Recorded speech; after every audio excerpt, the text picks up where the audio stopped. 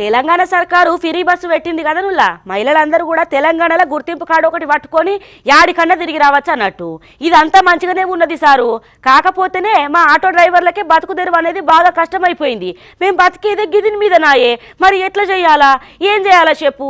ఇక ఎక్కేటోళ్ళు పోయేటోళ్ళు up and డౌన్లు వేసేటోళ్ళు ఉంటారు కదా, గాళ్ళు కూడా ఫ్రీ బస్ అని పోవడుతుంది. ఇక ఏం చేయాలా అని చెప్పి ఒక ఆటో డ్రైవర్ అన్న గిట్లా చేసిండుల్లా. ఇక చూద్దాం పాండ్రి ఏంది కథ ఏందన్నది. బతుకు తెరువు కోసం ఒక ఆటో డ్రైవర్ అన్న వినూత ఆలోచన చేసిండు. తెలంగాణ సర్కారు మహిళలకు ఉచిత బస్సు ప్రయాణం పెట్టుడుతోని ఇక దినం ఆటోలలో అప్ అండ్ డౌన్ చేసే టీచర్ అమ్మలు, చిన్న చిన్న ఉద్యోగం చేసే మహిళలు ఆటో ఎక్కుడు మానేసి బస్సులలో పోతున్నారు ఫ్రీ బస్ అని. ఏం చేయాలనో కూడా అర్థం కాక ఇక ఈ ఆటో డ్రైవర్ అన్న తన ఆటోను మొబైల్ టీ స్టాల్ గా మార్చుకున్నాడులా. సూర్యాపేట జిల్లా మూతే మండలం సర్వారంకు చెందిన లవన్ కుమార్ దశాబ్ద కాలంగా ఆటో నడుపుకుంటా కుటుంబాన్ని పోషించుకుంటున్నాడట. తెలంగాణ సర్కారు మహిళలకు ఉచిత బస్సు ప్రయాణం పెట్టుడుతోని ఇక గిరాకీలు ఒక్కసారిగా తగ్గుడుతోని బతుకు తెరువు భారంగా మారుడుతోని ఏం చేయాలనో అర్థం కాక ఆటోను అమ్ముకోలేక ఇక తన ఆటోను ఒక మొబైల్ టీ స్టాల్ గా మార్చి సూర్యాపేట నుంచి వెళ్ళి ఖమ్మంకి వచ్చిడు ఈ ఆటో డ్రైవర్ అన్న. గైననేమో మాట్లాడుతున్నాడు కదా, ఇందాం పాన్రో త్యాప.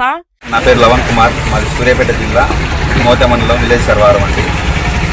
ఇప్పుడు ప్రస్తుతం ఈ కాంగ్రెస్ ప్రభుత్వం మహిళలకు ఉచితంగా బస్సు వేయడం వల్ల మంచిగానే ఉంది, ఆలోచన మంచిదే.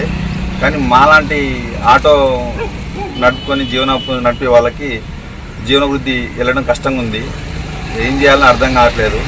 దానివల్ల నేను ఈ మొబైల్ టీ షాప్లో మార్చుకొని నడిపించాల్సి. ఇది నా సొంత ఆటో, నా ఆటోనే ఇలా మోడిఫై చేసుకోవాల్సి టీ పైన నడుపుతున్నాను.